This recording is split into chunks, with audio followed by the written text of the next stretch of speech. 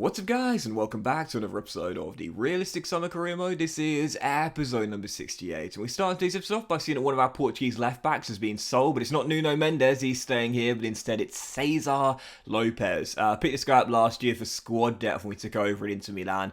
We agreed a £3.1 million deal with Empoli, totally fine letting him go. Empoli are building a side of new gens though. Now this is the guy I referenced a couple episodes ago when I said they've got Luka Modric's regen in their side right now.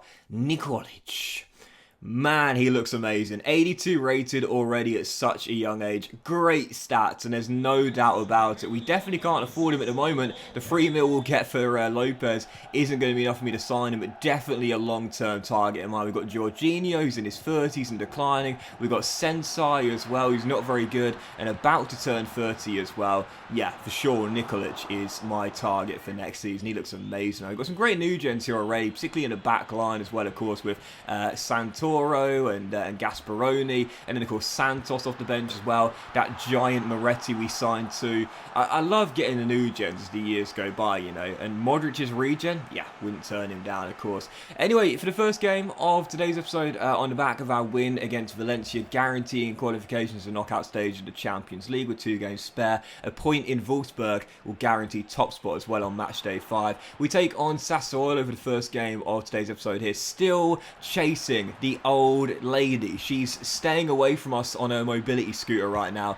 We just can't catch up. Taking on Sassuolo here, all we can do is do our job right now. Even so early onto the season, I'm worried Juve won't drop any more points, so we can't afford to either. Taking on Sassuolo, Keane bagged his 6th of this season to open the scoring. Kefren then made it 2-0, and then 15 minutes to go, a chance to make it 3. Should have done so as well. Taram denied, still leading by 2-0. Great save by Perrine there, but the bad news is what happened straight afterwards. Mendes going down left-hand side on the attack, taken down. He managed to soldier on and complete the game, but hobbling a little bit. Got him seen by the physio in the dressing room directly after the full-time whistle, and I was very, very concerned at that injury there. And whilst we got the win, 2-0, glad to see it. Keane with his 6th for the season, and another one for Kefren Taram as well. Much better this year than he was last season as well. One of the things you'll notice too is that what I'm doing quite often in my games is, you would have seen it in the stats there for the player ratings. I'll bring on Ricky and I'll push Taram further forward to get him more involved on the offensive end. That's where he scored a couple more goals this season, and last year when he got 0. But as you'll see, the Mendes injury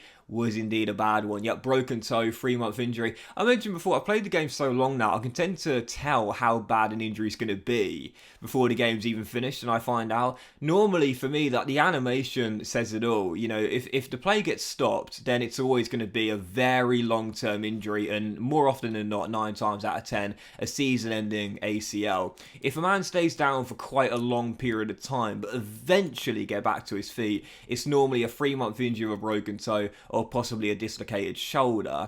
And obviously, if it's an injury where a player goes down, but within like 20 seconds he's back on the pitch still running, then it's almost definitely going to be just a bruise and a 5 or 6 day injury. So yeah, Mendes done 3 months, big blow there. He'll be missing all of our remaining games in the calendar year and won't return until around February time. Big blow there, man, because he's been really good since coming in from Bayer Leverkusen. Still, this was a big one. Second game of today's episode, and I asked someone to please beat Juventus, and they didn't, but they did slip up in their previous game, whereas we won, as did Lazio. So now the top 3 teams all separated on head-to-head. Juve, us, Lazio, all on 30 points, 12 games in. And we know with Juventus barely slipping up this season, what an opportunity to keep the pressure on the old lady, keep pace with them on the points, and possibly, just possibly, if we win this Milan Derby here, go top for the first time since Juve took the lead in the table. Well, into the Derby della Madonnina. This is an away game for us against AC Milan. 5 points behind us right now in 4th place.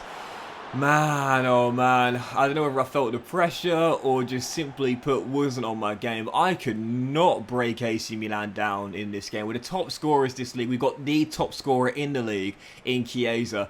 But I could not break Stefano Pioli's side down, man. I mean, their defense was absolutely amazing. Later on in the game, Mike made a pretty simple save and caught the rebound as well. And whilst it's good to get a clean sheet and make sure we didn't lose for just the 3rd time this season in the Serie A, it would have been a big loss here against AC Milan as well.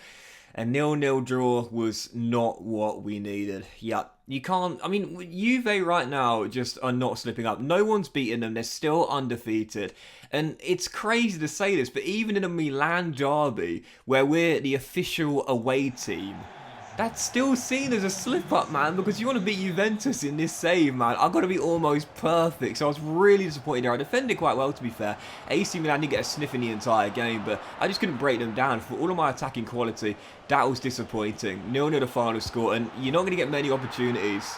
You won't get many, and against the AI on Ultimates, I always talk about it, sometimes you need to be absolutely flawless, absolutely perfect. I certainly wasn't there.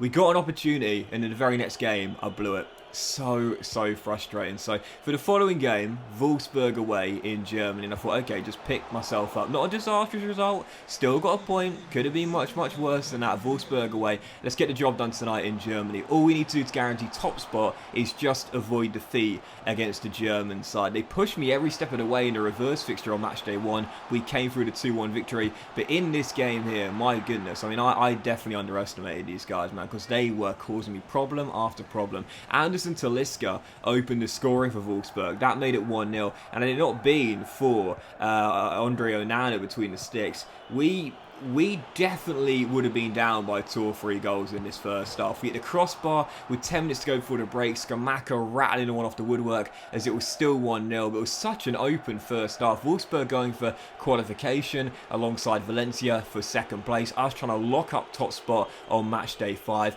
I still feel confident we'd avoid defeat against KAA again on match day 6 at home regardless, but I wanted it done with a game to spare. I didn't mind if we lost our 100% record, a draw would do me fine. The result would be the same, we will be finishing top. So right before the break, we got what we needed. Federico Chiesa levels it, we're back on level terms. In the second half, after we used up all our energy in the first half, Andre Onana with an amazing double save clears the ball away for us through Barella, and with 3 minutes to go we would hold on to a 1-1 draw. He might not have got a clean sheet, but what a signing he has been, man. Seriously, Andre Onana coming in for Unai Simon.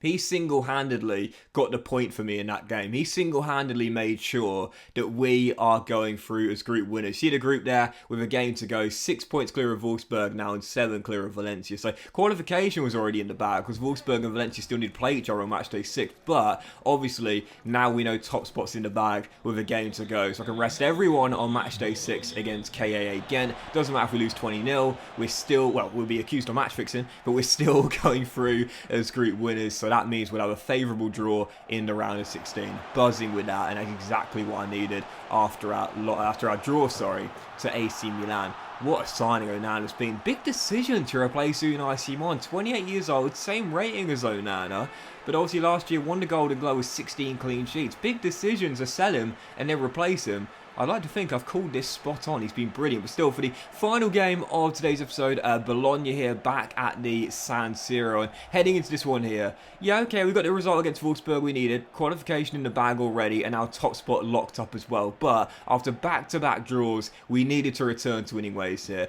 You know that form is so OP in FIFA CM, so you cannot afford to go a few games without a win when you're chasing silverware. So heading into this one here against Bologna at home, this should be a banker, and we took the lead early through Federico Chiesa, 13th goal of the season. Some of you guys have asked me why I do those step overs when I'm going through one-on-one. The honest answer is this: it looks cool.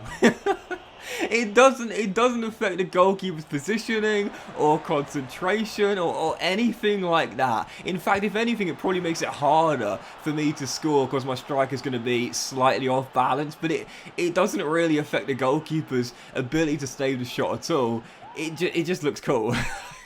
It's the only reason I do it. Going through one-on-one just looks cool. I really wish it would put the goalkeeper off a little bit, you know, just to give you an incentive to do it. But I don't know. I think it just looks really cool. You do a few step overs and then bang one in, try and outfox the goalkeeper. It never works, you know, in that way. But I'd love to see the goalkeeper sort of lose his footing a little bit through the quick step overs, you know. Even so, Chiesa makes it 1-0. Bologna would level it though right before the break and almost went in front as well. Great save with Onana, kept us still tied at half-time, and then 6 minutes after the restart, I was not prepared to have 3 straight draws. Matheus Nunes, who we turned down so many big bids for in the summer transfer window, makes it 2-1 as our Portuguese playmaker puts us back in front in the game. And with 17 minutes to go, what a let-off. Bertie running through, but firing wide. Yeah, big let-off, and we scrape through and grind out a victory. And that's what champions need to do. Even when they're not at their best, still manage to come through and get the job done. Final score 2-1, back to winning ways. Not in a convincing way, but we will take it. 2-1 victory over Bologna there. But unfortunately, because of our slip up to AC Milan a couple of games ago, Juventus, we cut the gap to head-to-head record, and now we're back to being 2 points behind.